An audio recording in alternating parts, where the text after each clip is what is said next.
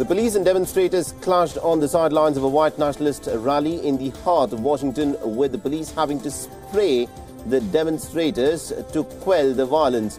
Now, the white nationalist rally drew around 20 demonstrators, along with hundreds of them chanting counter-protesters as they marked the one-year anniversary of the racially charged violence in Charlottesville in Virginia.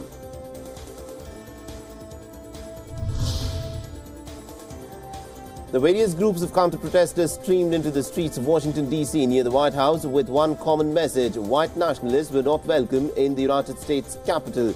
Around 20 demonstrators headed to a white nationalist rally walked through the heart of the Washington city on Sunday, cordoned by rows of police officers and outnumbered by hundreds of counter-protesters who taunted them.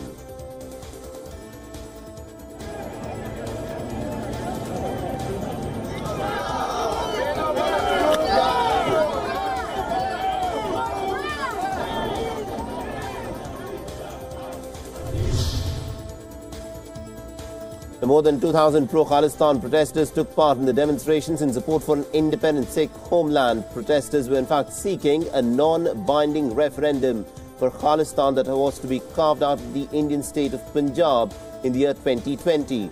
The rally was organized by the United States and Canada-based group of Sikhs called Sikhs for Justice, and supporters waved flags, wore T-shirts supporting the referendum, and also chanted pro-Khalistan slogans.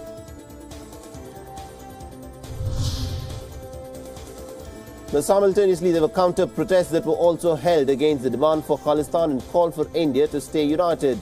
The pro-India group danced and waved placards such as "Sikhs for a United India" and "We stand for one united strong India." Now, there was a big police presence at the Trafalgar Square on Sunday, which kept the two rallies apart. Sikhism, born in India in the 16th century, has about 25 million devotees around the world, making it the fifth largest religion.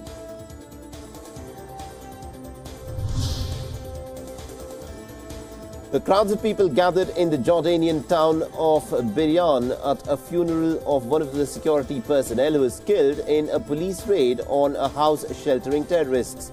In a huge security operation, Jordanian forces laid siege to the building in a residential part of the town on Saturday night in search of those who were responsible for a bomb attack on a police van on Friday. 4 security personnel were killed during the operation.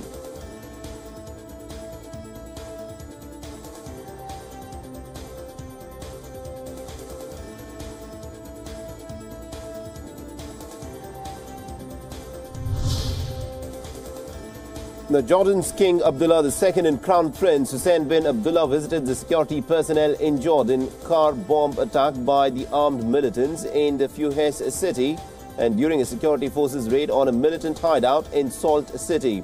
The King Abdullah denounced Friday's car bomb attack in the country as a cowardly act of terrorism and said that Jordan will respond with force and determination to eradicate terrorism and its criminal gangs.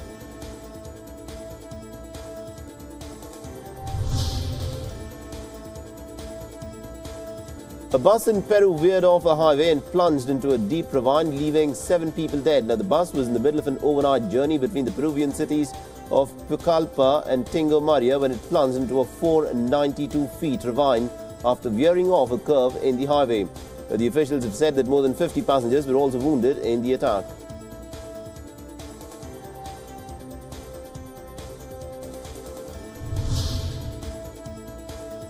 The 10 people have been hospitalized after a shooting in Manchester. Though the age of the victims has not been revealed, the police claim that they are being treated for both major and minor injuries. The shooting took place at a street party which was being held after the first day of the Caribbean Carnival. Now, the Moss Side neighborhood is one of Britain's most deprived areas and has a history of gang-related shootings.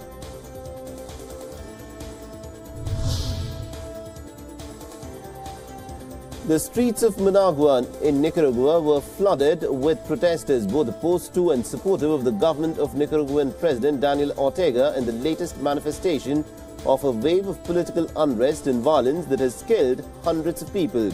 Now, the political opposition waved Nicaraguan flags and carried signs calling for the release of what they call to be political prisoners who were arrested during the many protests that have racked this South American country since April.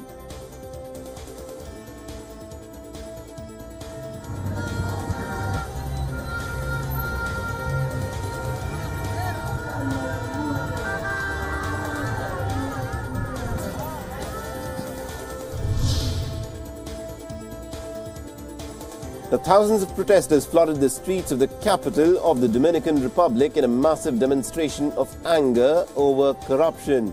The demonstrators, dressed in the green color of the country's environmental movement and carrying banners, demanded an end to impunity and peacefully marched through major avenues in the Santo Domingo and chanted demands for the president and other top officials to resign.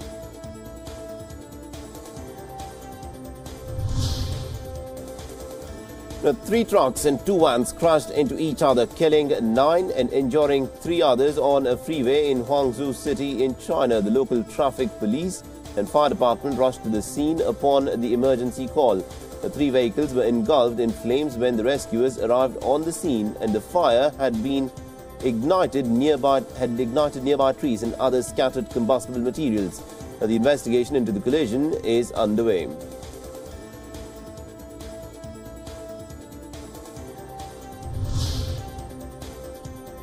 It was a double Dutch victory at the Sailing World Championships as windsurfers Jordon van Rijsselberghe and Lilian de Geus were crowned champions. 2-time Olympic gold medalist Van Rijsselberghe had already secured his world title on Friday evening, but had reason to celebrate again on the final race day as compatriot Kieran Badlow won the final race to secure a second-place finish overall. The France's Louis Giraud finished behind the 2 Dutchmen to take bronze.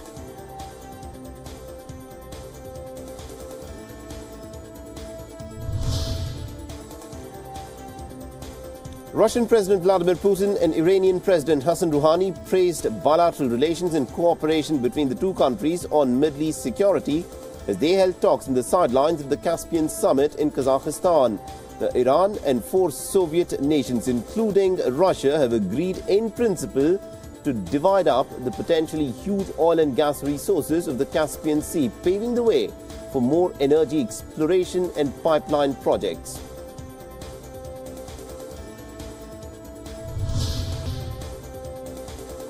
The Spanish maritime authorities saved more than 60 migrants from sub-Saharan Africa after their boat was missing for 3 days. Now, one of the migrants on board was dead and another had fallen into the sea and remains missing. Rescuers located the boat in Almeria in southern Spain after a ship passing through the area alerted the Almeria Coordination Center.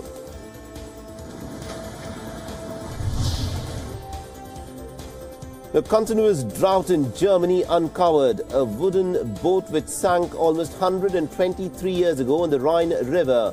The D-Hoop had sunk in the Kleve on the Dutch border in the winter of 1895 after an explosion which presumably had killed about 16 people on board. And also, according to reports, 7 ships loaded with dynamite had to be unloaded due to bad weather in February 1895. And during reloading of the ships 1 month later, the ship by name D. Elizabeth was hit by an explosion and the D-Hoop next to it was damaged so badly and caught fire that it sank, and it has now been unearthed.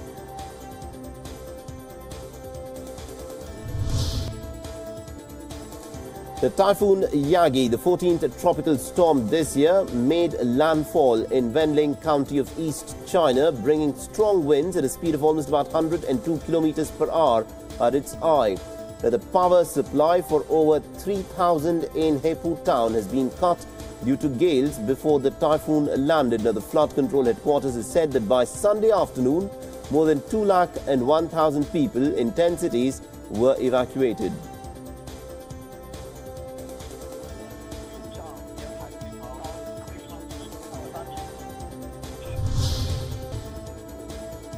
Many Indonesians continue to live in temporary shelters while rescuers fought to find the last remaining missing victims of the deadly Lombok quake as the golden week for finding victims draws to a close. The residents of the island have been attempting to resume normal life. Nearly 75% of the residential structures have been destroyed in northern Lombok because of poor construction and unable to withstand strong tremors.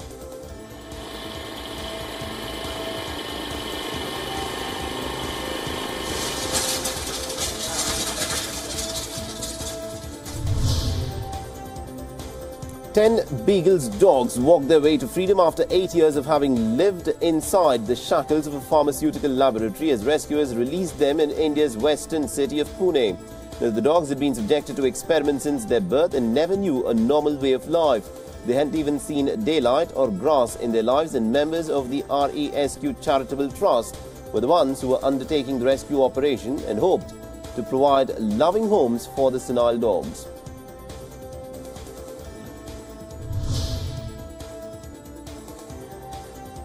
Twin white tiger cubs in fact made their debut and amazed visitors at the Southwest China Park. Now, the twin white tiger cubs were born at the Lakajoy theme park in Yongchuang district a month ago. Different from adult tigers, the cubs were like kittens to the visitors, running and playing and interacting with the tourists. The two quickly gained popularity at the park.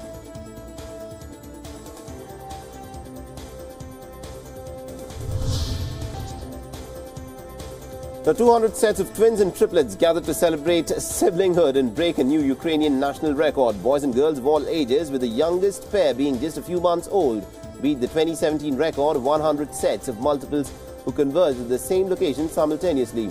With the majority of twins at the event, 10 groups of triplets were also present, which set another Ukrainian national record.